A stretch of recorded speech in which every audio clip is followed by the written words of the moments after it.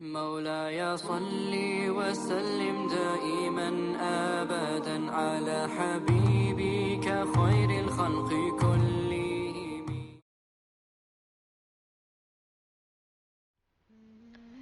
الحمد لله رب العالمين والصلاة والسلام على سيد الأنبياء والمرسلين أما بعد فأعوذ بالله من الشيطان الرجيم بسم الله الرحمن الرحيم رب اشرح لي صدري ويسر لي أمري واحلل عقدة من لساني يفقهوا قولي. السلام علیکم ورحمۃ اللہ وبرکاتہ. الحمدللہ آج ہم لوگ جو ہم نے 7 days سیریز کو سٹارٹ کیا تھا، آج اس کی 5th and 6th کیٹیگری کو انشاءاللہ میں آپ کے سامنے مینشن کرنے کی کوشش کروں گی.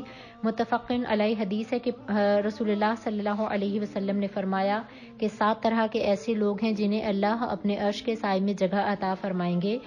7 of those whom Allah subhanahu wa ta'ala will shade under his shade on the day of resurrection when there will be no shade except his. The first one is al-imam adil, the just ruler. Number 2 category ہے وَشَعْبٌ نَشَعَ بِعِبَادَةِ اللَّهِ، وہ نوجوان جو اللہ کی عبادت کرتے ہوئے گرو کریں. A young man who grows up worshipping his Lord.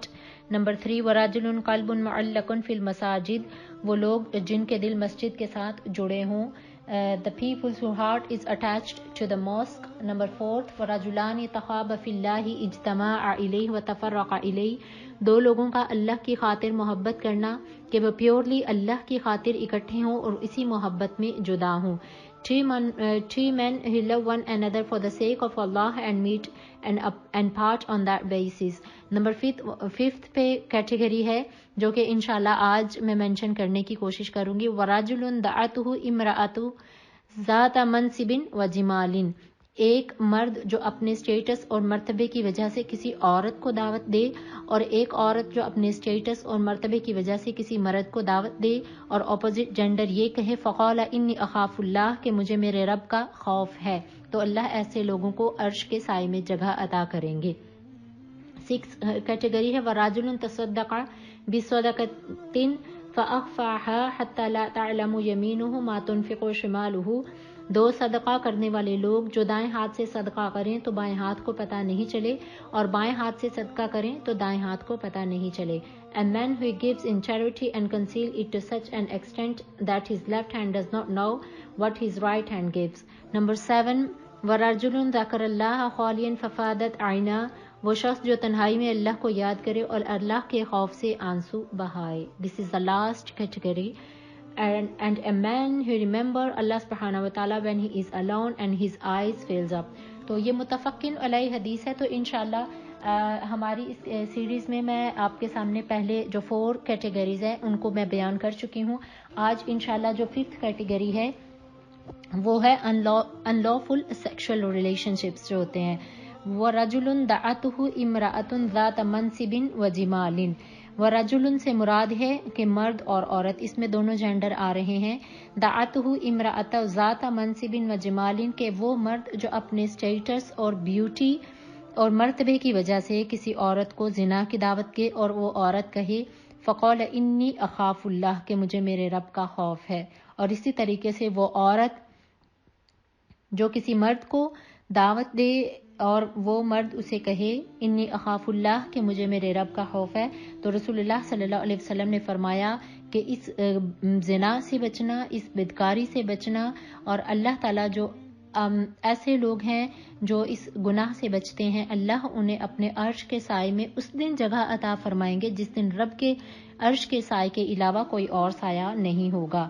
اب جو آج کل سوسائٹی میں ہے، معاشرے میں ہے، اگر دیکھا جائے تو there is lots of temptations ہوتی ہیں ہمارے معاشرے میں، ہماری سوسائٹی میں، اور آف کورس ہماری بیٹیاں کالجز میں ہیں، یونیورسٹی میں ہیں، ورک پلیسز پہ ہیں، بہت سی انہیں باہر نکلنا پڑتا ہے جاب کے لیے، کام کے لیے، یا کوئی گھریلو بھی عورت ہے، کوئی بھی کسی بھی سچویشن میں ہے، اگر کوئی مرد کسی عورت کو ایسے دعوت دے کہ وہ اس کے ساتھ ریلیشن شپ قائم کرے، تو پھر اللہ کے خوف سے اگر وہ انکار کرے تو اللہ ایسے لوگوں کو اپنے عرش کے سائے کی ٹھنڈک نصیب کرتا ہے.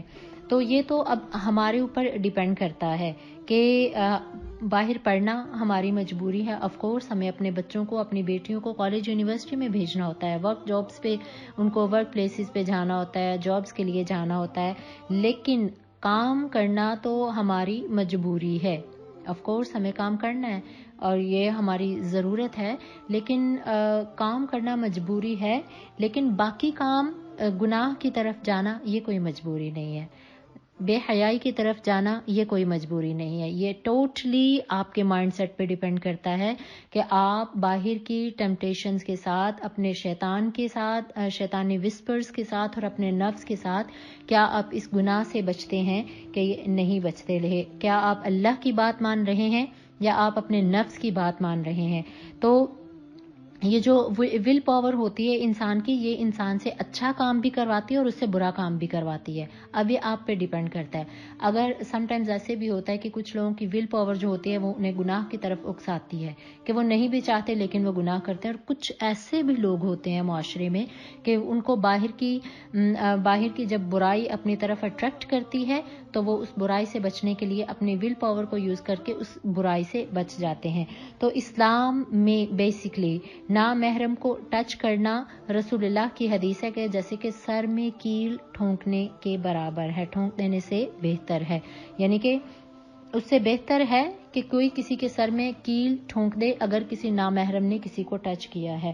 اور مرد اور عورت کے غیر شرعی تعلقات سے بچنا، زنا اور بدکاری سے بچنا قرآن سے بھی ثابت ہے اور حدیث سے بھی ثابت ہے. قرآن میں اس کو سورۃ النور میں کہا گیا ہے لا تقربوا الزنا انہ کان فاحشۃ ومقتا.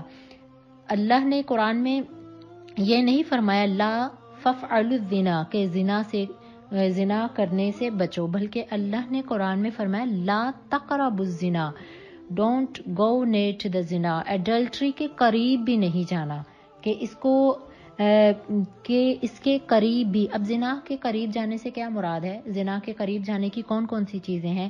آپ کے اپوزٹ جینڈر سے فرینڈ شپ ہے، ان سے ملاقات ہے، ان سے آپ کی چیٹنگز ہیں، ان سے آپ کے تعلقات ہیں، ان سے آپ کی کنورسیشن ہے جو کہ آپ کو سلولی اپوزٹ جینڈر کی طرف آپ کو مائل کرتی ہے اور پھر آپ سے کوئی غلطی یا گناہ نہ ہو بیٹھے.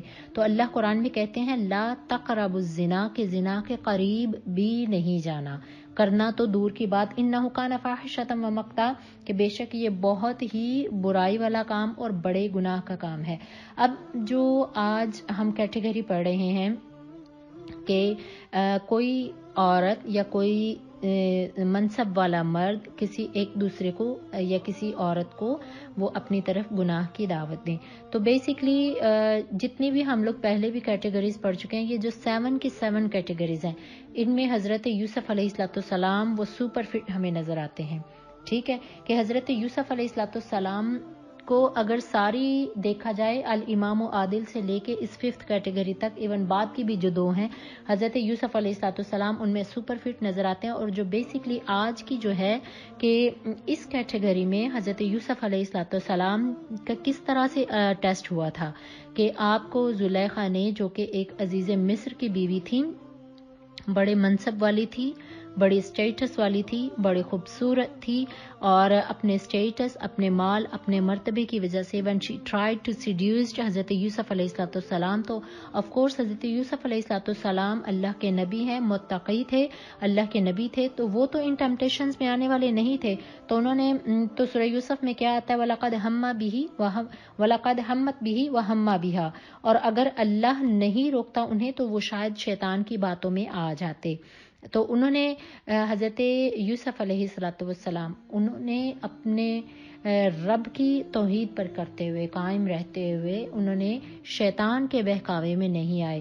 آف کورس ایک ہیلتھی مرد خواہ کوئی بھی ہے، وہ جب کسی اسٹیٹس اور مرتبے اور خوبصورت عورت کو دیکھتا ہے تو اس کی طرف اٹریکشن فیل کرتا ہے. لیکن انبیاء کرام اور رسول چونکہ ان گناہوں سے پاک ہوتے ہیں، متقی تھے، تو انہوں نے کہا کہ میں بہتر ہے السجن احب الیہ، میں بہتر ہے کہ اس سے قید میں ڈال دیا جاؤں.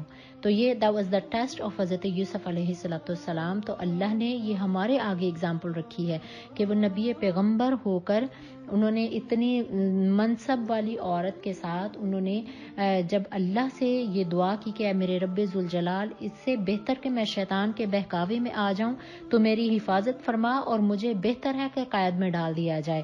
تو یعنی کہ اس خوبصورتی سے زیادہ میں پریفر کرتا ہوں کہ مجھے پریزنٹ کر دیا جائے. تو اس چیز سے ہمیں پتہ چلتا ہے کہ ہمیں کبھی بھی شیطان کے بہکاوے میں آ کر اللہ کی حدوں کو، باؤنڈریز کو کبھی بھی نہیں توڑنا چاہیے. اللہ نے قرآن میں بہت سی ایسی آیات اتاری ہیں جو کہ ہمیں بے حیائی سے اور برائی سے منع کرنے والی ہیں. قرآن اللہ سبحانہ وتعالی says Allah has ordained a way for those women when an unmarried male commits adultery with an unmarried female, they should receive 100 lashes. کہ یہ سورۃ النور میں ہے کہ اگر کوئی unmarried male اور unmarried female یعنی کہ کوارا مرد اور کواری عورت اگر وہ زنا کا ارتکاب کر بیٹھیں تو انہیں 100 lashes لگائے جائیں. اور یہ جو سزائیں ہوتی تھیں، یہ سزائیں بھی پبلکلی ہونی چاہیے تاکہ باقی لوگوں کو دیکھ کر اس سے اصلاح ملے اور اس سے عبرت پکڑیں. تو دیکھیں کہ اللہ نے قرآن میں حدیں بھی بیان کی ہیں، اللہ نے قرآن میں ہمارے رولز اینڈ ریگولیشنز بھی بیان کیے، اور اللہ نے قرآن میں اس کی سزا بھی بیان کی ہے. تو اب ہم ان ساری بے حیائیوں سے انشاءاللہ بچ سکتے ہیں. بچنا مشکل ہے لیکن ناممکن نہیں ہے، کہ دنیا میں کوئی بھی کام ناممکن نہیں ہے، مشکل ضرور ہوتا ہے. اور جب ہم برائی سے اچھائی کی طرف، بے حیائی سے حیا کی طرف، اور جب ہم دنیا سے دین کی طرف آتے ہیں تو پھر اللہ اپنے فرشتوں کے ذریعے ہماری مدد کرتا ہے، پھر اللہ کی رحمتیں ہمارا ساتھ دیتی ہیں. یہ صرف ہماری اپنی ول پاور ہونی چاہیے کہ ہم ایک گناہ کو چھوڑ کر ہم اللہ کے احکامات کی پابندی کر رہے ہیں. کہ معاشرے میں تبدیلی لانا یہ میرا فرض ہے اور آپ کا فرض ہے، ہم ماؤں کا فرض ہے. اب دیکھیں کہ بہت سی ایسی مائیں ہیں کہ میں آپ کی بیٹیوں کو ڈائریکٹلی نہیں مل سکتی، تو اب ماؤں کا سب سے، کیونکہ ماں اپنی بیٹی کے سب سے زیادہ قریب ہوتی ہے، اور ماں جہاں تک میرا خیال ہے کہ ماں اپنی بیٹی کو بخوبی جانتی ہے. بجائے کہ آپ اپنی بیٹی کے عیبوں پر پردہ ڈالیں، اس کو سمجھائیں، اس کو کسی بھی انداز میں سمجھانے کی کوشش کریں، کیونکہ باہر کا معاشرہ بہت بڑا ہے. باہر اتنے سوسائٹی میں بے حیائیاں ہیں، اتنے فحاشی والے کام ہیں کہ سوسائٹی بہت بری ہے. الحمدللہ ہم سب لوگ جتنے بھی سن رہے ہیں ہم شریف گھرانوں سے تعلق رکھتے ہیں، تو دیکھیں کہ شیطان ہمارے گھروں میں آ کر ہمارے چھوٹے چھوٹے مسائل کو اتنا تنگ کر دیتا ہے. تو وہ شیطان کیا ہماری اولاد کو باہر بہکا نہیں رہا ہوگا؟ شیطان کیا اس انتظار میں نہیں ہوتا کہ نوجوان مسلمان باہر نکلیں تو وہ انہیں بہکائے؟ تو بے شک ہماری مجبوری ہے اپنے بچوں کو باہر بھیجنا، کالج میں جاتے ہیں، یونیورسٹی میں جاتے ہیں، جابز پہ جاتے ہیں، لیکن یہ ان ساری چیزوں کے ساتھ ساتھ دس از آور رسپانسبلٹی، یہ ہم ماؤں کی زیادہ ذمہ داری ہے کہ ہم اپنی بیٹیوں کو تربیت کریں، اپنے بیٹوں کی تربیت کریں، نہ کہ ہم انہیں یہ کہیں 15-16 سال کی ہوگی ہے، کوئی بات نہیں، بچی ہے، سمجھ جائے گی، کوئی بات نہیں، ابھی تو یہ میری بیبی ہے، ابھی تو میرا 16 سال کا بیبی ہے. جیسے ماؤں کے آج کل کے لاڈ اور نخرے اور پیار کے انداز ہوتے ہیں، اور دس از مائی بیبی، تو وہ بچہ 16 سال کا ہوتا ہے تو ماں اس کو بیبی کہہ رہی ہوتی ہیں، حالانکہ وہ بیبی نہیں ہوتا، یہ معاشرے کی سوسائٹی ان کو بڑا کچھ پڑھا لکھا گئی ہوتی ہیں. تو اس لیے خدا را اپنے اس مائنڈ سیٹ کو چینج کرنے کی کوشش کیجئے اس سے پہلے کہ ہماری اولادیں باہر دنیا کے ہاتھوں میں چلی جائیں. یہ جو فرینڈز سرکلز ہوتے ہیں یہ زیادہ اٹریکٹ کرتے ہیں ہمارے بچوں کو، گھر والوں کے ماحول سے زیادہ بچوں کو فرینڈز کی بات اثر کرتی ہے. ہماری بات سے، اللہ کے قرآن سے، اللہ کے احکامات سے زیادہ ہمارے بچے اپنے فرینڈز کی بات مانتے ہیں. تو خدا را ان ساری چیزوں پر آپ نے سٹیپ اٹھانا ہے اور اپنے بچوں کو بے حیائی سے بچنے کے لیے خود بھی مثال بننا ہے اور ان کی تربیت کرنا یہ آپ کی ذمہ داری ہے. کہ اب جیسے کہ آج ہم پڑھ رہے ہیں وَرَجُلٌ دَعَتْهُ امرأة ذات منصب و جمال، کہ کوئی مرد یا کوئی عورت جو اسٹیٹس والی ہو تو وہ کسی کو اپنی طرف کرنے کی اٹیمپٹ کرنے کی کوشش کرے.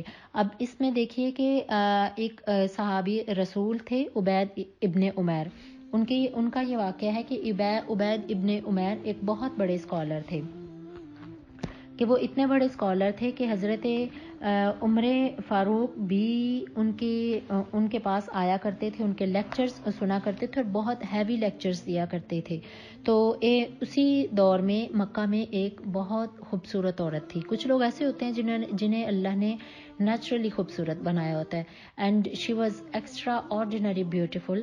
وہ نقاب بھی لگاتی تھی، بہت خوبصورت تھی.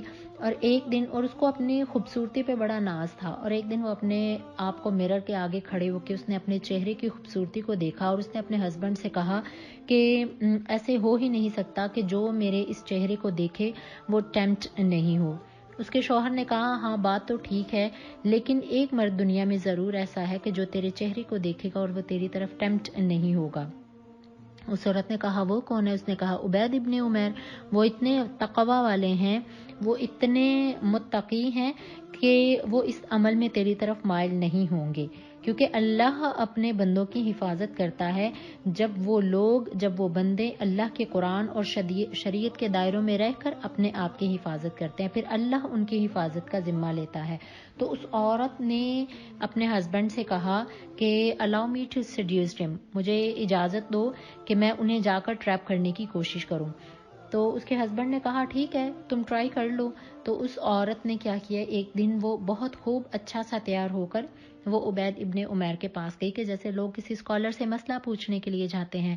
اور جب عبید ابن عمیر کے پاس گئی تو وہاں پہ ان کے قریب گئی اور ایسے محسوس کرایا کہ جیسے ان سے کوئی سوال پوچھنے آئی ہے. اور جب قریب گئی تو اس نے اپنا چہرہ کھول دیا، اور اپنا چہرہ کھولنے کے بعد اس نے کہا کہ میں آپ کی طرف she said I am feeling attraction for you so complete my need، کہ میں آپ کے لیے اٹریکشن محسوس کر رہی ہوں تو آپ کو چاہیے کہ آپ میری ضرورت کو پورا کریں. اب وہ عبید ابن عمیر اسکالر تھے، اس کو دھکے دے کر باہر نہیں نکالا، بلکہ وزڈم کے ساتھ اور اپنے علم اور نالج کے ساتھ اسے کہا اچھا ٹھیک ہے، اگر تم میرے چند سوالوں کے جواب دو تو I will fulfill your need. تو اس عورت نے کہا ٹھیک ہے. تو عبید ابن عمیر نے اسے کہا اے اللہ کی بندی، جب تمہاری روح فرشتے نکالنے کے لیے آئیں گے اور تمہاری روح کو تمہارے پاؤں سے کھینچا جائے گا تو اس وقت کیا تم اپنے اس عمل سے، اگر میں اس خواہش کو پورا کر دوں تو تمہیں خوشی ہوگی یا آسانی ہوگی تمہاری نزاع کے وقت میں؟ تو اس عورت نے کہا کہ اللہم لا، کبھی بھی مجھے اس عمل سے خوشی نہیں ہوگی. عبید ابن عمیر نے کہا صدقتی، سچ کہا تو نے. پھر انہوں نے دوسرا سوال کیا، انہوں نے کہا کہ جب قبر میں فرشتے تمہارا حساب لینے آئیں تو اگر میں یہ تمہاری نیڈ، جو تمہاری خواہش ہے، اس کو آج فلفل کر دوں تو کیا تمہارا یہ عمل تمہیں قبر میں فرشتوں کے سوالوں سے تمہیں بچا سکے گا؟ تو اس عورت نے کہا اللہم لا، کبھی بھی نہیں. تو عبید ابن عمیر نے کہا صدقتی، سچ کہا تو نے. Then he asked her again کہ جب تم پل صراط سے گزرو گی اور تم نہیں جانتی کہ تمہیں جہنم کا کوئی بھی کانٹا اپنی طرف کھینچ لے اور تم کسی بھی لمحے میں جہنم کے اندر گر جاؤ، تو اس وقت یہ والا تمہارا عمل جو کہ زنا کا ہے، اگر میں تمہاری ضرورت کو پورا کروں تو کیا یہ عمل تمہیں اس وقت خوشی دے گا؟ اس عورت نے کہا اللہم لا، میرا یہ عمل مجھے اس وقت کبھی بھی خوشی نہیں دے گا. عبید ابن عمیر نے کہا کہ جب میزان لائے جائیں گے اور تمہارے اعمال کو تولا جائے گا اور اس ایول سن کو تمہارے نامہ اعمال میں رکھا جائے گا اور تمہاری بک آف ریکارڈ جب تمہارے ہاتھ میں دی جائے گی تو کیا تمہارا یہ عمل تمہیں خوشی دے گا؟ تو اس عورت نے کہا اللہم لا، کبھی بھی نہیں، کہ میرا ایول سن تو مجھے کبھی بھی وہاں پہ خوشی نہیں دے گا. حضرت عبید ابن عمیر نے کہا صدقتی، سچ کہا تو نے. پھر انہوں نے کہا کہ جب تم اللہ کے سامنے کھڑی ہوگی اور اللہ تم کو تمہارے اس سارے عمل کی ایک ویڈیو کی طرح ایک تمہارے آگے کلپ تمہاری آنکھوں کے آگے چلایا جائے گا، لائک CCTV فوٹیج جیسے ہوتی ہے، اس کی طرح تمہیں دکھایا جائے گا، تو کیا تم اپنے اس عمل سے خوش ہوگی کہ تمہیں نشر کر دیا جائے اور اللہ تمہارے سامنے موجود ہوگا؟ تو اس عورت نے کہا اللہم لا، چیخ کر بولی اور 3 مرتبہ کہا اللہم لا، اللہم لا، اللہم لا، کہ کبھی بھی نہیں، کبھی بھی نہیں اور کبھی بھی نہیں. تو عبید ابن عمیر نے فرمایا صدقتی، تو نے سچ کہا. فاتق اللہ یا امت اللہ، اے اللہ کی بندگی اے اللہ کی بندی، اللہ کا تقوی اختیار کرو، فقد انعم اللہ علیک و احسن الیک، اللہ نے تمہیں نعمتیں عطا کی ہیں اور ان نعمتوں کو، اس خوبصورتی کو اللہ کے راستے میں استعمال کرو۔ اس عمل کے بعد اس عورت نے ایسی توبہ کی کہ اس نے ہر برا کام چھوڑ دیا اور اتنی عبادت گزار ہوئی، اتنا زہد اختیار کیا، اتنا تقوی اختیار کیا کہ ہر وقت اپنے گھر کے کاموں سے فارغ ہو کر وہ جائے نماز بچھا کر اللہ کی عبادت میں آ گئی۔ ایک دن اس کے شوہر نے عبید بن عمیر کے پاس آئے اور کہا کہ میری بیوی نے اللہ کا زہد اور اتنا تقوی اختیار کیا ہے کہ ہر رات میں وہ میری ضرورت پوری کرنے کے بعد وہ جائے نماز پڑھ جاتی ہے اور ساری رات اللہ کی عبادت میں سجدہ ریز ہوتی ہے۔ That was the fear of Allah، کہ اللہ ایسے لوگوں کو اپنے عرش کے سائے میں جگہ عطا کریں گے کہ جو رب کے خوف سے بے حیائی نہیں کرتے، کہ وہ جو رب کے خوف سے برائی کا عمل نہیں کرتے، کہ اللہ کا خوف ہی ہوتا ہے جو انسان کو کسی گناہ سے روک سکتا ہے۔ اب اللہ کا خوف ہے تو آپ گناہ سے رک جائیں گے۔ نہ تو میری زبان میں اتنی طاقت ہے اور نہ ہی کسی اور کی بات میں اتنی طاقت ہے کہ آپ کو اس گناہ سے روک سکے۔ صرف اللہ کا خوف ہمیں برائیوں سے، ہمیں ان گناہوں سے محفوظ کر سکتا ہے اور اپنے دل کو مضبوط کرنا چاہیے۔ اور یہ میری سب سے ہے جو سن رہے ہیں کہ اپنے دلوں کو مضبوط کرنے کی کوشش کیجئے اور اللہ سے مدد مانگیے، اللہ سے اس کی توفیق مانگے کہ اے رب ذوالجلال کہ ہماری اولادوں کو ایسا ہی زہد اور ایسا ہی تقوی عطا فرما کہ جو تو نے صحابہ کرام کو عطا فرمایا تھا۔ کہ بے شک آج سوسائٹی میں دیکھیں، معاشرے میں دیکھیں کہ اتنی بے حیائی ہے، نہ صرف سوشل میڈیا پہ بلکہ ہمارے گھروں میں بیٹھے ہوئے بچوں کے اوپر، کہ باہر نکلتے ہیں کیا کیا کچھ نہیں ہے، وہ ساری بیماریاں، وہ سارے گناہ جو کہ پہلی امتوں میں ہر نبی کی ہر قوم کے اندر کوئی نہ کوئی ایک بیماری تھی، لیکن اتنے افسوس کی بات ہے کہ استغفر اللہ آج وہ سارے کے سارے گناہ امت محمدی میں موجود ہیں۔ ہومو سیکشولیٹی حضرت لوط علیہ السلام کی قوم میں تھی، اب وہ ہماری قوم میں بھی ہے۔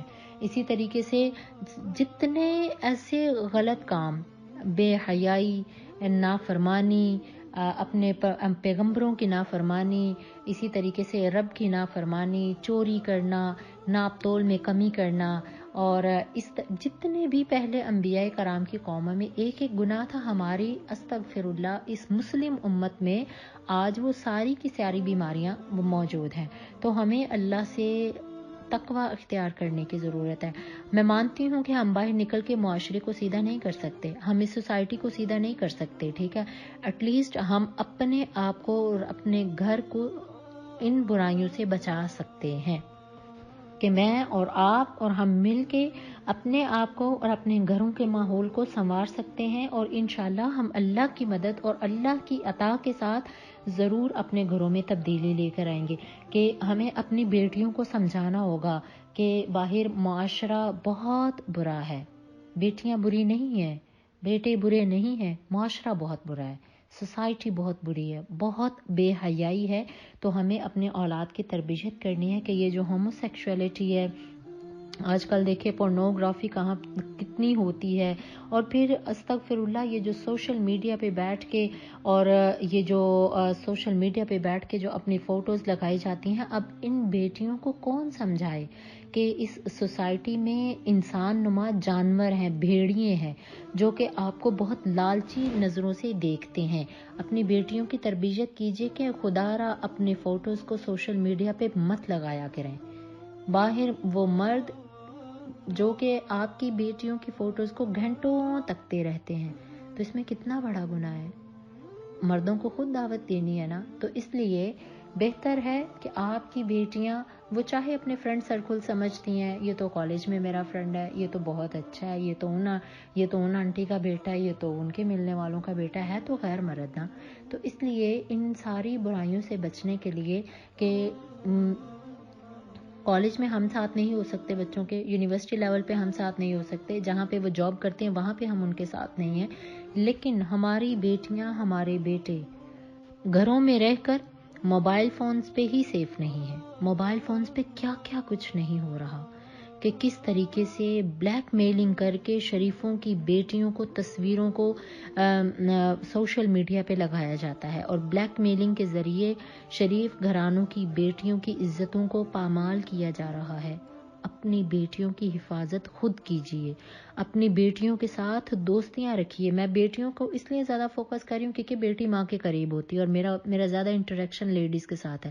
کوشش کریں کہ اپنے بیٹوں کو بھی سمجھائیں، اور آف کورس اگر ہمارے بیٹے بھی اچھے ہوں گے تو کسی کی بیٹی کی عزت بچ جائے گی، اور بیٹیاں تو سب کی برابر میں ہوتی ہیں۔ تو اس لیے میری اللہ کریم سے دعا ہے، اللہ ہمارے بیٹوں کو، ہماری بیٹیوں کو اس نازک دور میں، اس شیطانی دور میں، اس فتنے کے دور میں، اس بے حیائی کے دور میں، اور برائیوں کے فتنوں کے دور میں اللہ تعالی ہمارے بچوں کے ایمان کی حفاظت فرمائے کہ باہر قدم قدم پر شیطان کی ٹیمپٹیشنز ہیں، سوسائٹی کی کشش ہے کہ جو انہیں کھینچتی ہے، تو اللہ کریم ہمارے بچوں کی ایمان کی حفاظت فرمائے۔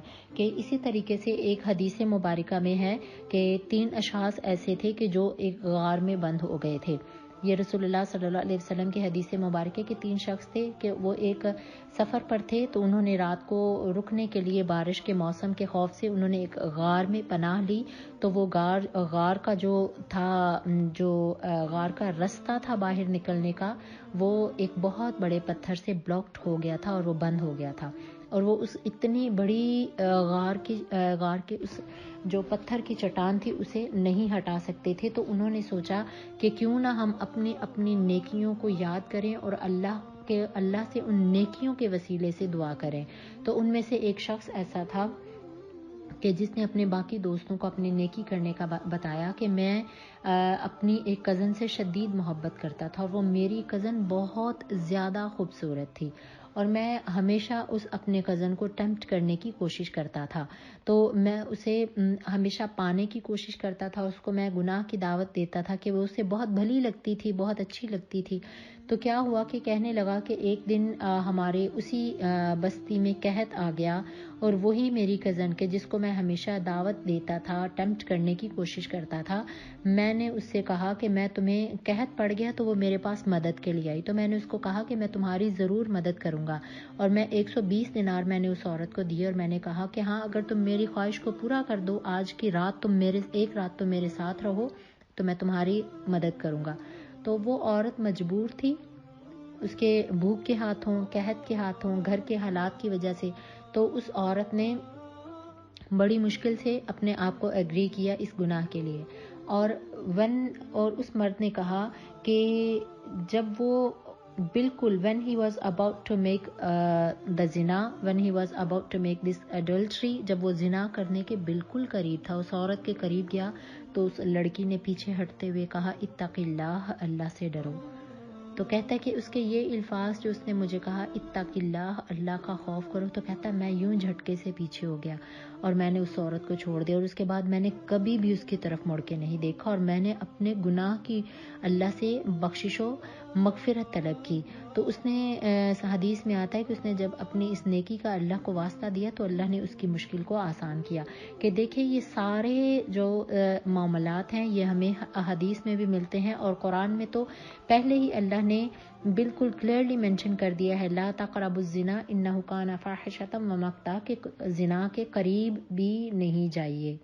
تو یہ اللہ سے ڈرنا، اللہ کا خوف رکھنا، اور اللہ کے خوف سے ان گناہوں کو چھوڑنے والے جو لوگ ہوتے ہیں، جو اپنی خواہشات پر اللہ کے احکامات کو، اللہ کی باؤنڈریز کو ترجیح دیتے ہیں اور اپنی خواہشات کو بند کر دیتے ہیں، تو پھر ذہن میں رکھے گا کہ جب ہم کچھ بھی کوئی ایسے گناہ جو ہماری خواہش کے بہت قریب ہوتے ہیں لیکن ہم اس کو اپنی خواہش پر اللہ کے حکم کو ترجیح دیتے ہیں، تو اللہ تعالیٰ بہت سے رزق کے دروازے کھولتا ہے، اللہ اس چیز کا بڑا اجر عطا کرتا ہے۔ تو اٹھیے اور معاشرے میں برے گمان کرنے کی بجائے اپنی اس فیلسی سے باہر آئیے، اور اس سے یہ کہ جو آپ کی مسکنسیپشن ہے کہ ہماری سوسائٹی میں ہمارا معاشرہ بہت اچھا ہے، ہم بڑے ماڈ اسکواڈ ایریا میں رہتے ہیں، ہمارے بچے بڑی اچھی کالجز میں ہیں، بڑی اچھی یونیورسٹیز میں، الحمدللہ اپنے بچوں کو بھیجیے، پڑھائیے، اللہ انہیں دین میں کامیاب کرے، اللہ انہیں دنیا میں کامیاب کرے، لیکن خدا را ان کی تربیت کرنا آپ کا فرض ہے۔ اپنی بیٹیوں کو بتائیے کہ آپ باہر تو چلیں گھر میں نہیں ہے، ہم تو گھر میں بھی اپنے بچوں کے ساتھ نہیں ہوتے ہیں، اپنے اپنے بیڈ رومز میں بند ہیں. آپ کو کیا پتا ہو آپ رات کو سو رہے ہیں، وہ رات کو کیا کر رہی ہیں آپ کی بیٹیاں؟ سوشل میڈیا پہ بیٹھی ہیں، لیپ ٹاپ پہ بیٹھی ہیں، موبائل فونز لے کے بیٹھی ہیں، فیس بک پہ ہیں، اسنیپ چیٹ پہ ہیں، انسٹاگرام پہ ہیں. کیسی ٹاک ہو رہی ہے، کیسی کنورسیشن ہو رہی ہے، کیسی تصویریں بھیجی جا رہی ہیں، کیسی پکچرز کو اپلوڈ کیا جا رہا ہے. اپنی بیٹیوں کی تربیت کیجیے اس سے پہلے کہ وقت گزر جائے اور ہمیں ٹائم نہیں ملے. تو اس چیز کو ہمیں خود کو سنوارنے کی ضرورت ہے. یہ بہت مشکل نہیں ہے، بہت ناممکن نہیں ہے، لیکن انشاءاللہ اللہ کی مدد سے ہم ضرور اس چیز میں کامیاب ہوں گے. کہ اگر اللہ آپ کو حلال میسر کر رہا ہے اور آپ کے پاس حلال فیسلٹیز ہیں تو اپرچونٹیز ہیں، تو پھر حرام کی طرف کیوں جائیے؟ کہ اپنے بچوں کو سمجھانے کی کوشش کیجیے. کیونکہ باہر جو فرینڈز کے سرکلز میں جب یہ لوگ بات کرتے ہیں اپنی ڈریسنگ سے، اپنی گفتگو سے، تو پہچاننا چاہیے کہ یہ مسلمان گھرانے کے اور شریف گھرانوں کے بچے ہیں. کہ اگر اللہ سبحانہ و تعالیٰ if Allah is giving you a halal means of satisfaction then why are you following the footsteps of شیطان؟ پھر آپ شیطان کے فٹ سٹیپس کو کیوں فالو کر رہے ہیں؟ توبہ کیجیے، توبہ کا دروازہ کھلا ہے. Turn to your Lord and call upon him. اللہ سننے والا ہے.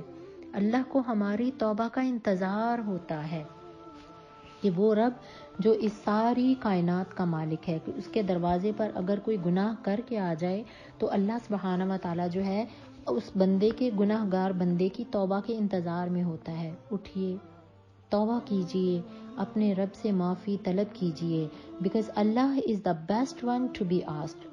اللہ سب سے بہتر ہے، 70 ماؤں سے بھی زیادہ قریب ہے. وہ ہمیں ہر طرح کے رنگ میں، ہر طرح کی بولی میں، ہر طرح کے انداز میں میرا رب ہماری دعاؤں کو سنتا بھی ہے اور قبول بھی کرتا ہے. Because if he does not turn away, کہ جو اللہ سبحانہ و تعالیٰ جو ہے وہ کبھی بھی اپنے بندوں کو موڑتا نہیں ہے. He doesn't turn away his slaves if they are sincere. اگر کوئی سنسیئر ہو کر اللہ سے معافی کی طلب کرتا ہے، اللہ سے بخشش مانگتا ہے، تو اللہ ضرور اس کو معاف کرتا ہے. اور حدیث ہے امام احمد بن حنبل کی ہے کہ وہ کہتے ہیں کہ شرک کے بعد زنا سے بڑا کوئی گناہ نہیں سمجھتا.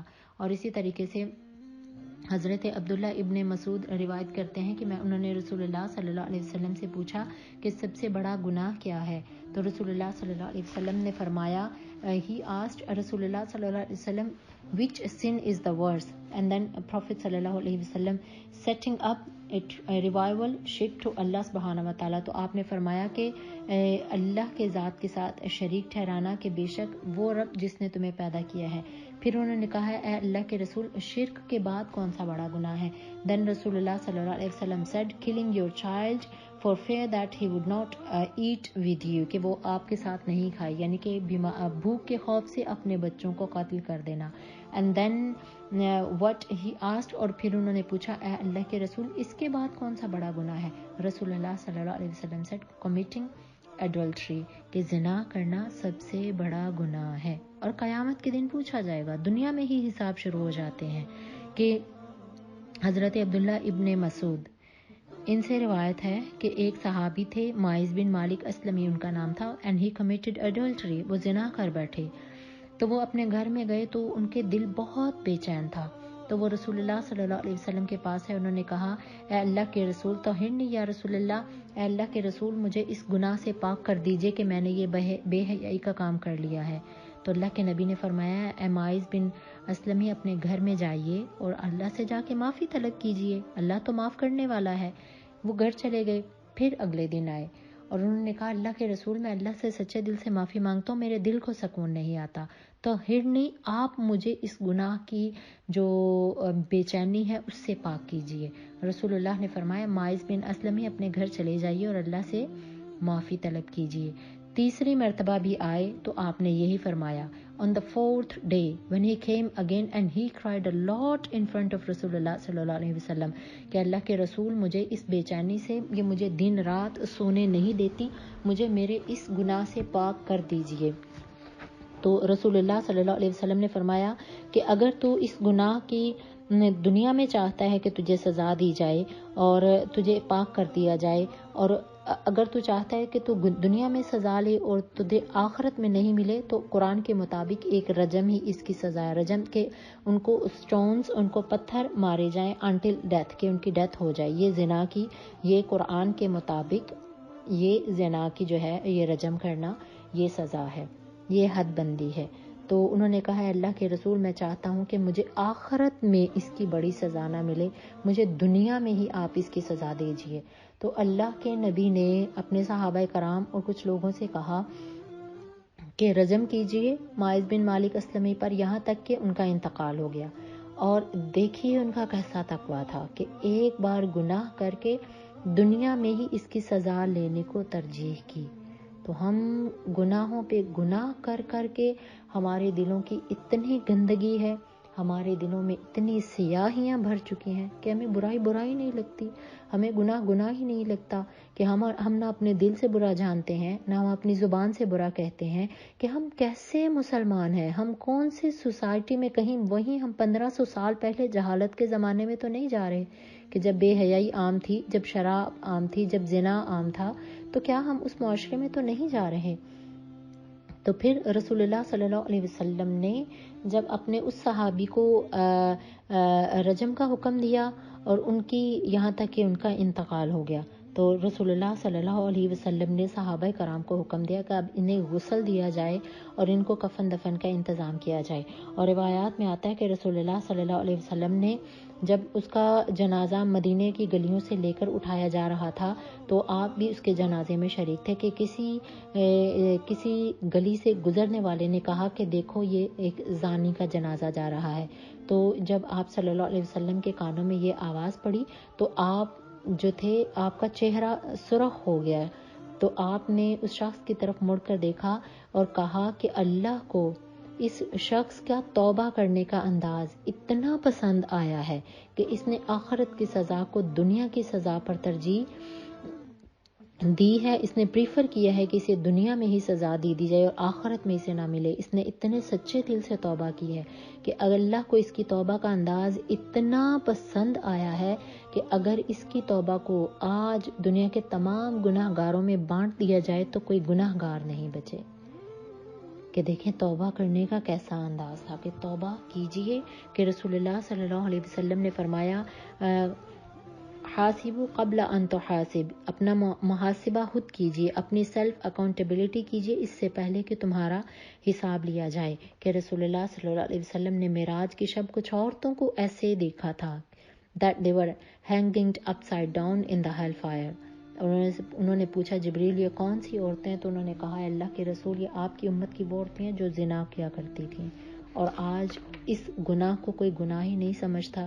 وہ کہتے ہیں ہم تو سوسائٹی میں موو ہی نہیں کر سکتے، وہ تو میرا فرینڈ ہے، وہ تو ایسے ہے. ہم ان گناہوں کو بہت معمولی لیتے ہیں، حالانکہ رسول اللہ صلی اللہ علیہ وسلم نے فرمایا ہے الحیاء من الایمان، کہ حیا ایمان کا حصہ ہے. اٹھیے، اپنے آپ کو چینج کیجئے، اپنی اولادوں کی تربیت کیجئے. ان بچوں کو بتائیے کہ سوسائٹی میں، معاشرے میں بہت برائیاں ہیں اور ہمیں ان برائیوں سے اللہ کی مدد کے ساتھ بچنا ہے.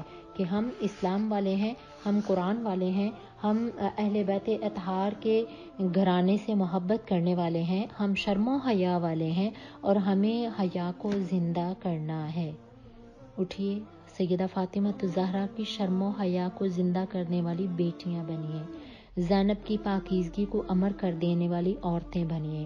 اپنی سوچ اور اپنے خیالات کو ایسے ریپریزنٹ کریں کہ جو آپ کو دیکھے تو وہ سوچ میں پڑ جائے کہ یہ امت کی بیٹیاں اتنی با کردار ہیں تو ان کی سردار سیدہ فاطمہ الزہرا کا کیا عالم ہوگا.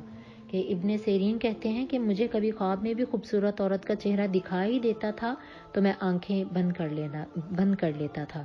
تو حیا بیسیکلی عقیدے میں بھی حیا ہونی چاہیے، آپ کے ایکشنز میں بھی حیا ہونی چاہیے، آپ کے کریکٹر میں بھی حیا ہونی چاہیے، آپ کی زبان میں حیا ہونی چاہیے، آپ کے لباس میں حیا ہونی چاہیے. اور اللہ تعالیٰ حیا کرنے والے لوگوں کو بہت پسند کرتا ہے. تو یہ جو 5th کیٹیگری تھی کہ جو لوگ، وہ مرد یا وہ عورت، کہ جو کسی دوسرے اپوزٹ جینڈر کو گناہ کی دعوت دیں اور وہ گناہ سے بچنے کی کوشش کریں تو ایسے لوگوں کو اللہ قیامت کے دن اپنے عرش کے سائے میں جگہ عطا کرتا ہے۔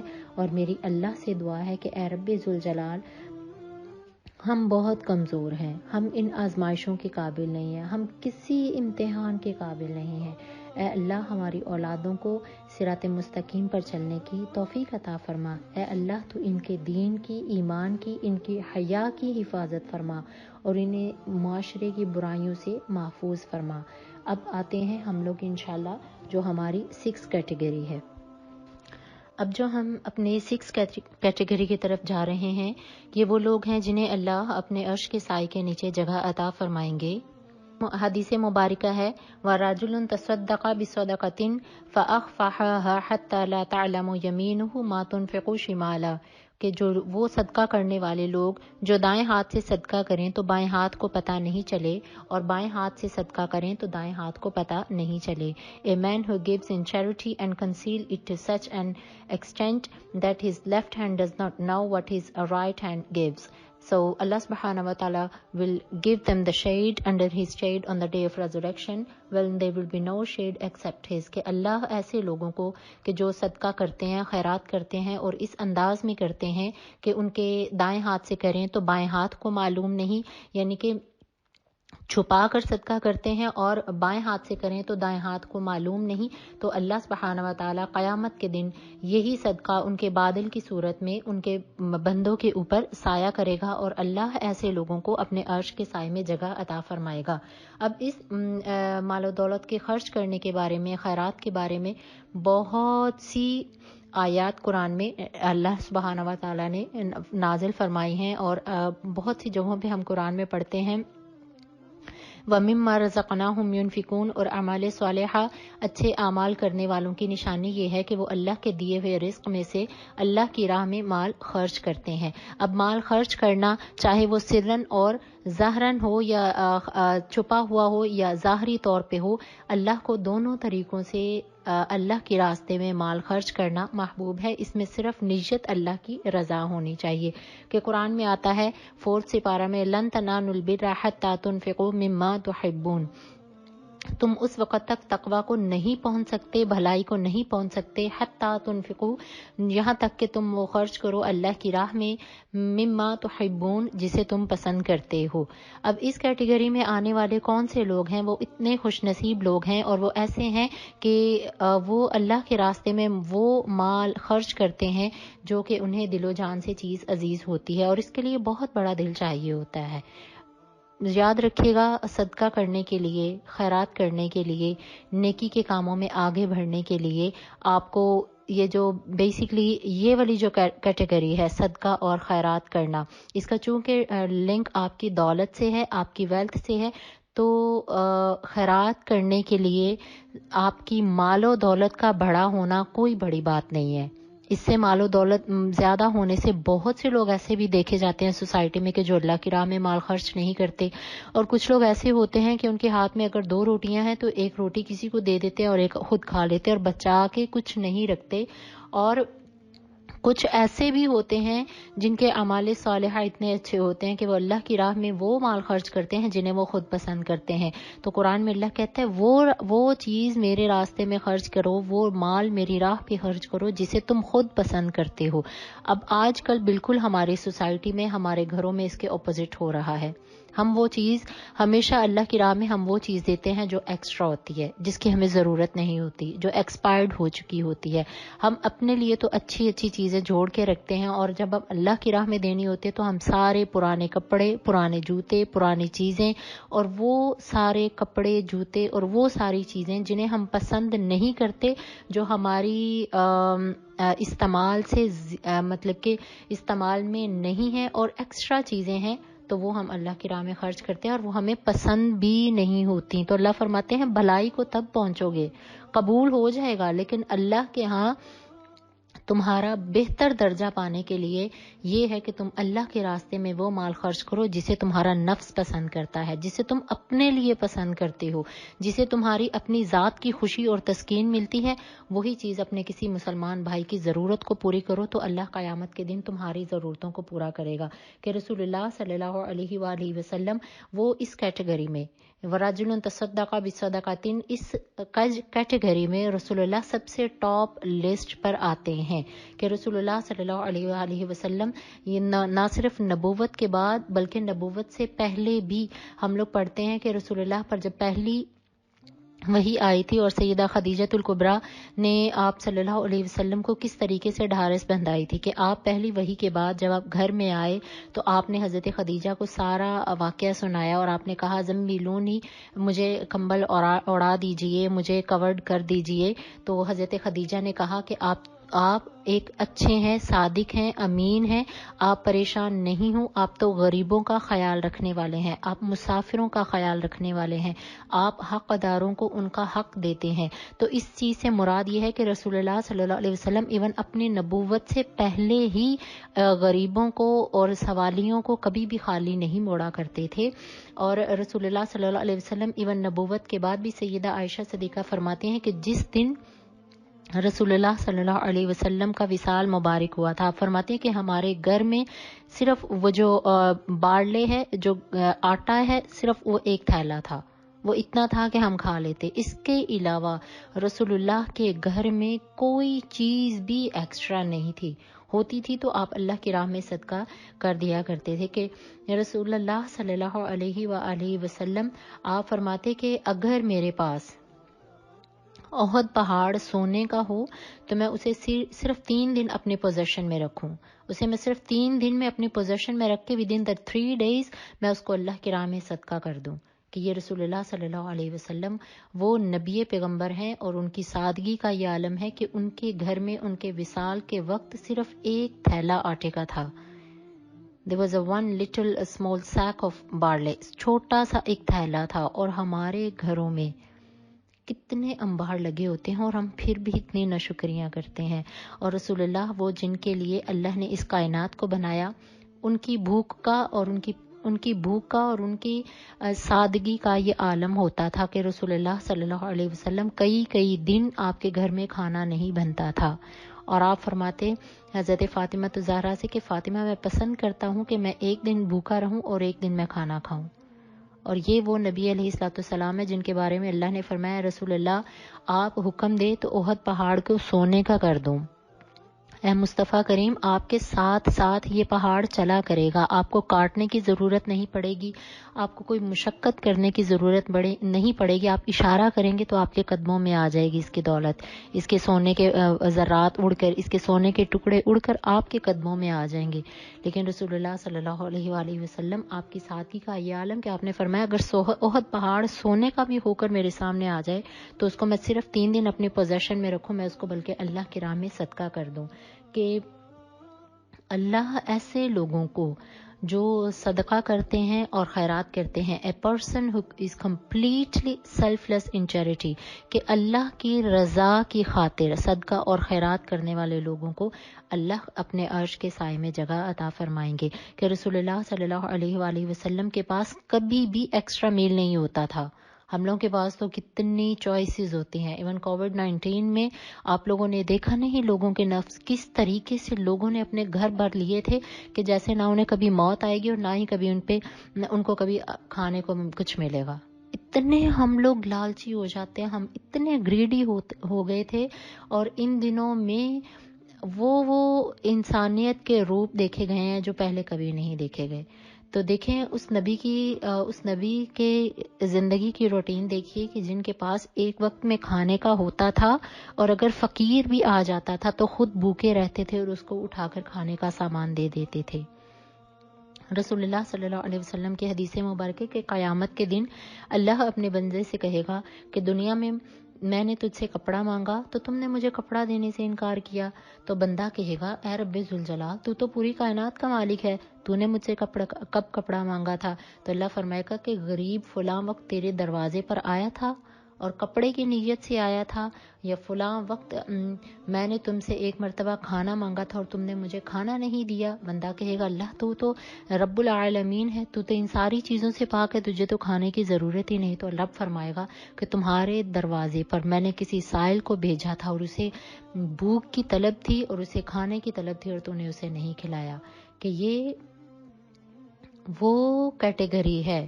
کیا ہم اس میں آ سکتے ہیں؟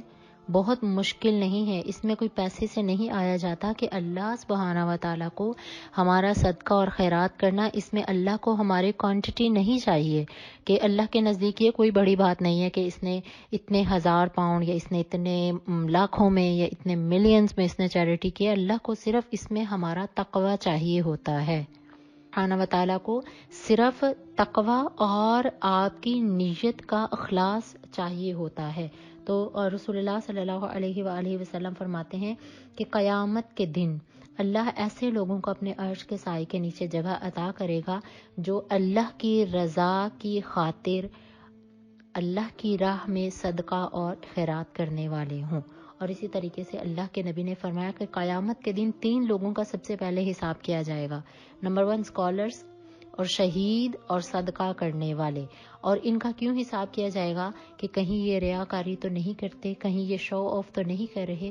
تو اگر کبھی بھی آپ کہیں پہ صدقہ کر رہے ہیں، خیرات کر رہے ہیں، نہ تو آپ اس کو جتائیں، نہ ہی احسان جتا کر اس کو تنگ کریں، اور نہ ہی شو آف کرنے کے لیے، اپنا نام بڑھانے کے لیے، اپنا مقام بڑھانے کے لیے، اپنی عزت کو سوسائٹی میں بڑھانے کے لیے اور شو آف کرنے کے لیے اگر آپ صدقہ اور خیرات کرتی ہیں تو اس کا کوئی ثواب نہیں ہے، بلکہ اللہ کی رضا کی خاطر اس کے راستے میں ان لوگوں کی مدد کیجیے جو بھوکے ہیں، ان کو کھانا کھلائیں، جو یتیم ہیں ان کی پرورش کیجیے، جن کی جس طریقے سے بھی ضروریات ہیں، محتاج لوگوں کے آپ لوگ ان کے ہاتھ تھامیے۔ ایسے لوگوں کی خدمت کرنے کا بڑا اجر ہے، اور ایسے لوگوں کی خدمت کرنے سے ہمارے مال کم نہیں ہوتے، بلکہ اللہ ہمارے رزق میں اضافہ بھی فرماتا ہے، اور اللہ ہمارے اعمال کو بھی بڑھاتا ہے اور نیکیوں کے درجے کو بھی بلند کرتا ہے۔ اور یہی جو معاملہ ہے رسول اللہ صلی اللہ علیہ وسلم کے اہل بیت اطہار کے گھرانے سے بھی ملتا ہے کہ آپ کے ازواج مطہرات کے پاس بھی کھانے کے لیے آتے تھے چیزیں، تو آپ فقراء میں تقسیم کر دیا کرتی تھی۔ حضرت عائشہ صدیقہ کی بارگاہ میں بہت سا مال لایا جاتا تھا تو آپ اس کو اللہ کی راہ میں فوراً سے صدقہ اور خیرات کر دیا کرتی تھی۔ کہ ایون کہ امام زین العابدین جب ان کا انتقال ہوا تو ان کو جب غسل دیا گیا تو ان کی باڈی پر نشانات موجود تھے، اور جب پتہ چلا کہ ان کی باڈی پر کس چیز کے نشان موجود ہیں، تو یہ حضرت امام زین العابدین جو ہیں رسول اللہ صلی اللہ علیہ وآلہ وسلم کے جو گریٹ گرینڈ سن ہیں، ان کی جو کمر مبارک ہے اس پر اس چیز کے نشانات تھے کہ آپ ہر روز رات کے اندھیرے میں اپنی کمر پر اناج کی بوریاں لاد کر غریب لوگوں کے گھروں میں پہنچایا کرتے تھے۔ ہر روز رات کو سونے سے پہلے آپ 100 گھروں میں اس کھانے پینے کے سامان کو مہیا کیا کرتے تھے۔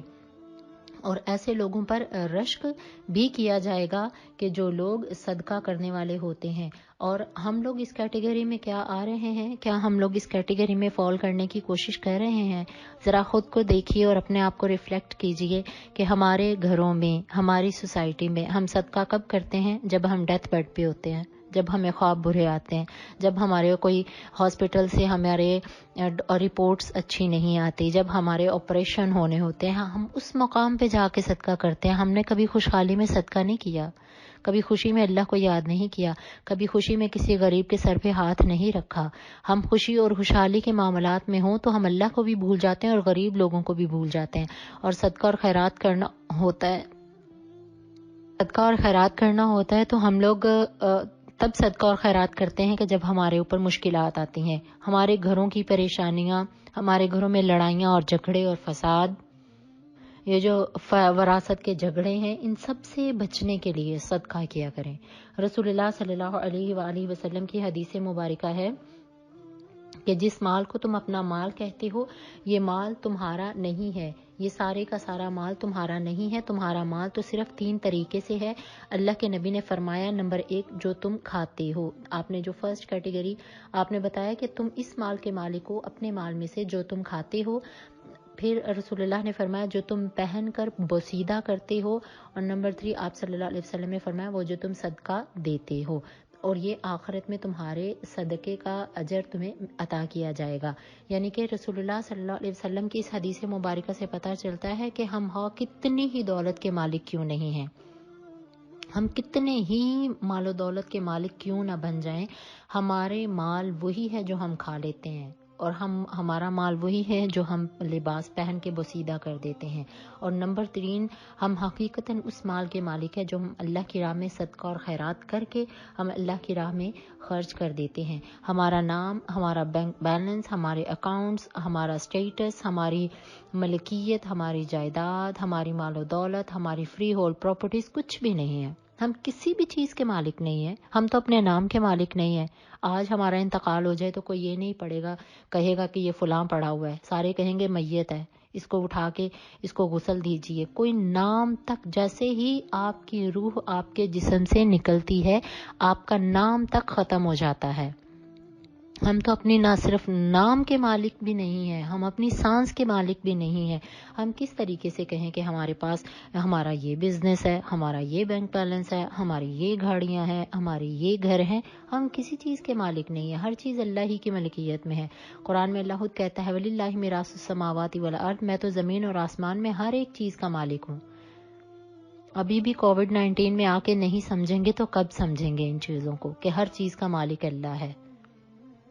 اور صدقہ اور خیرات کرنا اور اللہ کی راہ میں اس طریقے سے رسول اللہ صلی اللہ علیہ وسلم کا انداز، آپ کے گھرانے کا انداز، سیدہ فاطمہ الزہرا کی صحابت، حضرت عائشہ صدیقہ کے اللہ کی راہ میں مال خرچ کرنا، حضرت خدیجہ الکبریٰ کا اپنا سارا مال و دولت رسول اللہ کے قدموں میں لا کر غریبوں اور یتیموں کے لیے وقف کرنا، اور رسول اللہ کے صحابہ کرام میں ملتا ہے کہ حضرت عثمان غنی اتنی دولت کے مالک تھے، اور رسول اللہ صلی اللہ علیہ وسلم نے جب بھی کبھی حکم دیا کہ آؤ اللہ کی راہ میں مال خرچ کرنے کا وقت ہے، تو تمام کے تمام رسول اللہ صلی اللہ علیہ وسلم کے صحابہ کرام حضور کی بارگاہ میں جہاں تک ہو سکتے اپنا مال و دولت لے کے آتے، اور رسول اللہ کے صلی اللہ علیہ وسلم کے کہنے پر اللہ کی راہ میں مال خرچ کر دیا کرتے تھے۔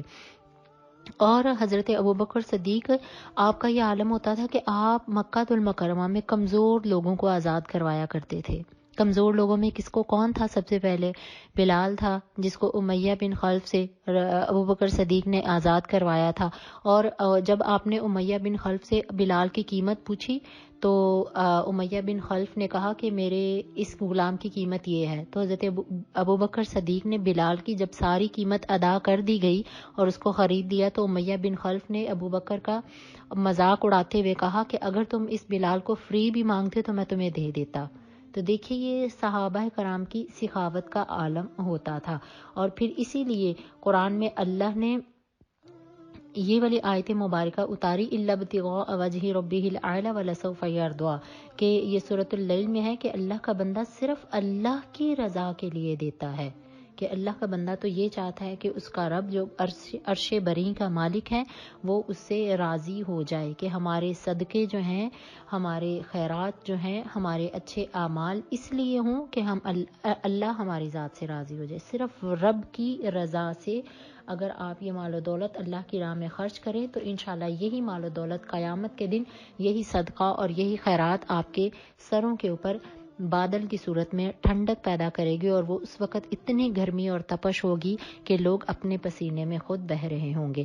آپ دنیا میں کتنے ہی مشہور اور امیر لوگوں کو دیکھ لیجئے، سکون کسی کو نہیں ہے۔ بڑی بڑی سیلیبریٹیز کو دیکھ لیجئے، آج تک مال کی محبت میں اس دنیا کی دوڑ لگاتے ہوئے میں نے دنیا بنتے نہیں دیکھی ہے۔ بہت بہت بڑی سیلیبریٹیز کو پڑھا ہے، بہت بڑے فٹ بالرز کو پڑھا ہے، اتنے امیر لوگوں کی زندگیوں کو پڑھا ہے، سب کو بے سکون ہے، سکون سے خالی ہیں، کسی کو سوسائڈ کرنی پڑ رہی ہے، کسی کو کیا کچھ نہیں کرنا پڑ رہا، ان کی زندگیوں میں کچھ بھی نہیں ہے۔ ٹھیک ہے، تو اللہ سے دعا کیا کرے کہ اے رب ذوالجلال ہمیں وہ دولت عطا کیجئے جو ہم تیری راہ میں خرچ کریں اور تو ہم سے راضی ہو جائے، کہ اگر آپ کا مال آپ کا مال آپ اللہ کی راہ میں خرچ کر رہے ہیں اور وہ آپ کو اللہ کے قریب کر رہا ہے تو یہ مال و دولت رحمت ہے. اور اگر یہی مال آپ کو اللہ سے دور کر رہا ہے، قرآن سے دور کر رہا ہے، اللہ کے احکامات سے دور کر رہا ہے تو یہ مال نہیں، یہ آپ کے لیے ایک لعنت ہے. اور قیامت کے دن یہی مال و دولت جو ہوگا، جو اللہ کی راہ میں خرچ نہیں کرتے، تو اسی مال و دولت کو دہکا کر تو ہمارے گردنوں میں توق کی صورت میں ڈال دیا جائے گا.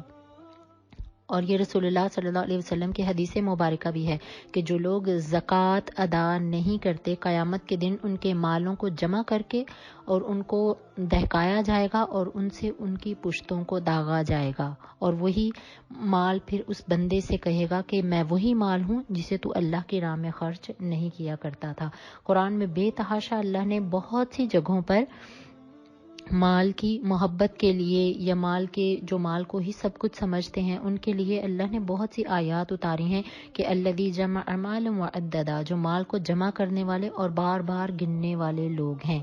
یحسب ان مالہ اخلدا، کیا تم گمان کرتے ہو کہ تمہارا مال فانی کر دے گا، تمہیں موت نہیں آئے گی؟ تو اللہ فرماتے ہیں کلا لینبذن فی الحطمہ، مگر افسوس کہ تمہیں تو جہنم میں ڈال دیا جائے گا.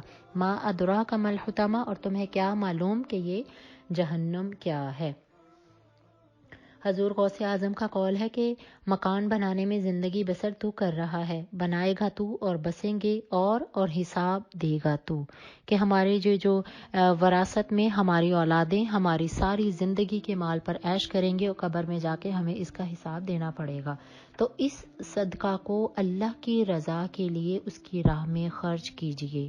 خدا را ڈیتھ بیڈ کا انتظار مت کریں کہ میں مرتے وقت اپنی زندگی میں یہ صدقہ کر جاؤں گی. عموماً خواتین کی یہ خواہش ہوتی ہے کہ اپنے زیورات ویسے کے ویسے رکھے ہوتے ہیں، نہ اپنے نصیب میں ہوتے ہیں، نہ پہننے نصیب میں ہوتے ہیں، نہ زکوٰۃ دینی نصیب میں ہوتی ہے. اللہ سے دعا کیا کریں اے رب ذوالجلال ہمیں وہ مال عطا کر جو ہم تیرے راستے میں خرچ کرے اور تو ہم سے راضی ہو جائے. کہ ہمارا جو صدقہ ہے یہی ہمارا فخر ہے، ہمارا مال کوئی فخر نہیں ہے، ہمارے گھر بار کوئی بھی فخر نہیں ہے. ہمارا پرائڈ جو ہے یہ صرف اور صرف صدقہ ہے جو ہم اللہ کے راستے میں خرچ کرتے ہیں.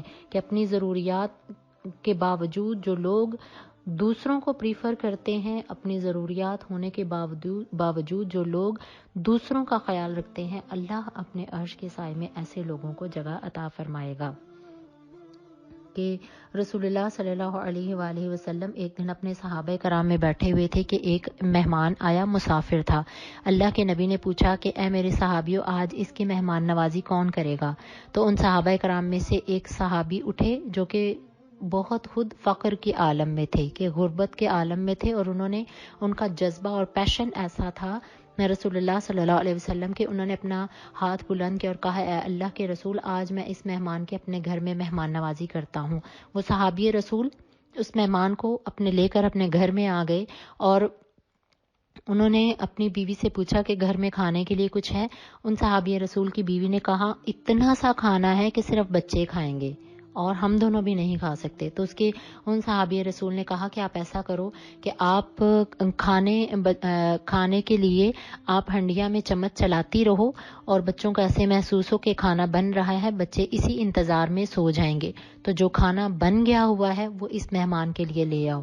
تو وہ عورت گئی ان صحابی رسول کی. وہ عورتیں بھی کیسی تھیں، ان کے جذبے کیسے تھے. اس عورت نے یہ نہیں کہا کہ ہائے میں اپنے بچوں کا حصہ کسی اور کو دوں، تم بچوں کو بھوکا سلا رہے ہو، تم کیسے مہمان کو اٹھا کر لے آئے ہو. آج ہمارے گھروں میں ڈیڑھوں کھانے کی چیزیں ٹیبلز پہ ہوتی ہیں اور مہمان آ جائے تو ہمیں اتنا برڈن لگتا ہے کہ مہمان کیوں آ گیا، حالانکہ مہمان اپنے اللہ کی رحمت ہوتی ہیں اور اپنے نصیب کا کھاتا ہے. تو ان صحابی رسول کا سخاوت کا یہ عالم دیکھیے کہ انہوں نے اپنی زوجہ سے کہا کہ آپ ہنڈیا میں چمچ چلاتی رہیے تاکہ بچے اس انتظار میں سو جائیں، اور جو بچوں کا کھانا ہے وہ ہم اس مہمان کی تیمارداری کریں گے، ہم اس مہمان کو تواضع کریں گے. تو پھر جب وہ کھانا لایا گیا اور انہوں نے کہا کہ جب آپ کھانا دیں گے تو میرے لیے بھی برتن لے آئیے گا اور مہمان کے لیے بھی برتن لے آئیے گا، اور جب آپ ہمیں کھانا سرو کریں تو آپ چراغ کو بجھا دیجیے گا، لائٹ کو بجھا دیجیے گا. اور کیا تھا، کھانا صرف ایک بندے کا تھا، ٹھیک ہے. تو ان صحابی رسول نے مہمان کے آگے کھانا رکھا، چراغ بجھا دیا، خود خالی منہ چلاتے رہے اور آواز بناتے رہے جیسے کہ وہ ان صحابی رسول کے ساتھ کھانا کھا رہے ہیں. اور صبح کو جب رسول اللہ صلی اللہ علیہ وآلہ وسلم کی بارگاہ میں گئے تو اللہ کے نبی نے ان صحابی رسول کا یہ عمل دیکھ کر انہوں نے کہا کہ تم میں سے ایک کا عمل ایسا ہے کہ اللہ نے یہ آیت نازل کی ہے وَيُؤْثِرُونَ عَلَىٰ أَنفُسِهِمْ وَلَوْ كَانُوا بِهِمْ خَصَاصَةٌ، جو اپنی ضرورت ہونے کے باوجود دوسرے کو پریفرنس کرتے ہیں، اللہ کی نظر میں وہ بہت بڑے ہوتے ہیں، اللہ کی نظر میں ان کا درجہ بہت بڑا ہوتا ہے. دیکھیں کہ اپنی ضرورتوں کو چھوڑ کر دوسروں کو خیال رکھنا، اپنی ضرورتوں کو چھوڑ کر اللہ کے راستے میں خرچ کرنا، مسافروں کا خیال رکھنا، یتیموں کا خیال رکھنا اور صدقہ کرنا. کہ رسول اللہ صلی اللہ علیہ وآلہ وسلم نے فرمایا کہ یہ صدقہ کیا کرو، یہ آنے والی بلاؤں سے، آنے والی مصیبتوں کو ٹالتا ہے. تو جیسے کہ آج کل طاق راتیں ہیں اور یہ رمضان المبارک کے آخری ایام ہیں، اور ان ایام میں جب ہم صدقہ کرتے ہیں، اگر ہم ایک پین صدقہ کرتے ہیں تو 70 ٹائمز اس کا مور ریوارڈ ملتا ہے. ان عبادت کی راتوں میں، ان عبادت کے ایام میں، these are the best 10 days and these are the best 10 nights. جتنا صدقہ اور خیرات آپ کر سکتے ہیں کریں. قیامت کے دن یہی صدقہ، یہی خیرات ہمارے لیے، ہمارے نامہ اعمال میں ہمارے اعمال کو بڑھا دیا جائے گا، وزن کو بڑھا دیا جائے گا. اور جب ہم پل صراط سے گزریں گے تو انہی نامہ اعمال میں جو ہوں گے، انہی نیکیوں کی وجہ سے ہمارا قیامت کے دن اللہ کریم ہمیں نیکوں میں شمار کرے گا، اور رب تعالیٰ اسی صدقہ کو ہمارے سروں پر بادل کی صورت میں اس کا سایہ عطا کرے گا. الحمدللہ آج ہم لوگوں نے 2 کیٹیگریز پڑھی ہیں. جو فرسٹ کیٹیگری تھی وہ یہ تھی کہ ان لافل سیکشل جو ریلیشن شپس ہیں ان سے بچنا، ان لافل ریلیشن شپس ہیں ان سے بچنا. اور اس کے علاوہ جو سیکنڈ کیٹیگری پڑی ہے کہ صدقہ اور خیرات کرنے والے لوگ. اٹھیے، یہ کوئی مشکل کام نہیں ہے. کوئی کسی کی ضرورت پوری ہو رہی ہے، کر دیجئے. کسی کی آپ مدد کر رہے ہیں، خواہ وہ قرضے کی صورت میں ہے یا قرض حسنہ کی صورت میں ہے یا کسی بھی اور صورت میں ہے، ان غریبوں یتیموں کا خیال رکھیے. اگر کسی کی غریبی اس پر آزمائش ہے تو ہماری دولت، ہماری امیری بھی ہم پر آزمائش ہے. اللہ کریم ہم سب کو حضرت عثمان غنی جیسی دولت عطا کرے جو اللہ کے قرب کا ذریعہ بنے. کہ حضرت عثمان غنی رسول اللہ صلی اللہ علیہ وسلم کے کہنے پر بہت اللہ کی راہ میں مال خرچ کیا کرتے تھے، اور اللہ کے نبی نے فرمایا کہ عثمان غنی وہ ہیں کہ جن سے اللہ قیامت کے دن کوئی حساب نہیں لے گا کہ انہوں نے اپنی نیکیوں کو اتنا دنیا میں ہی اتنا بڑھا لیا ہے. اللہ کریم ہمیں، ہماری اولادوں کو اللہ کی راہ میں خرچ کرنے والا مال اور دولت عطا کرے. اللہ ہمیں وہ دولت عطا نہیں کرے جو ہمیں اس کی رحمت سے دور کرے.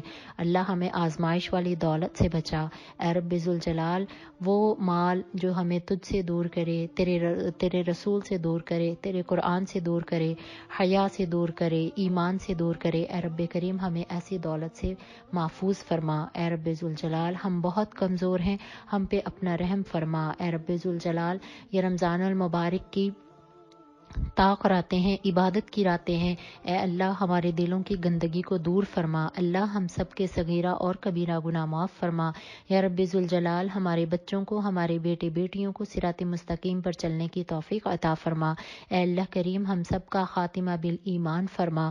اے اللہ ہم سب کو ہمیشہ نیکی کے کاموں میں، خیرات کے کاموں میں، صدقہ کے کاموں میں بڑھ چڑھ کر حصہ لینے کی توفیق عطا فرما. ربنا تقبل منا انک انت السمیع العلیم وتب علینا انک انت التواب الرحیم. السلام علیکم ورحمۃ اللہ وبرکاتہ. جزاکم اللہ خیر.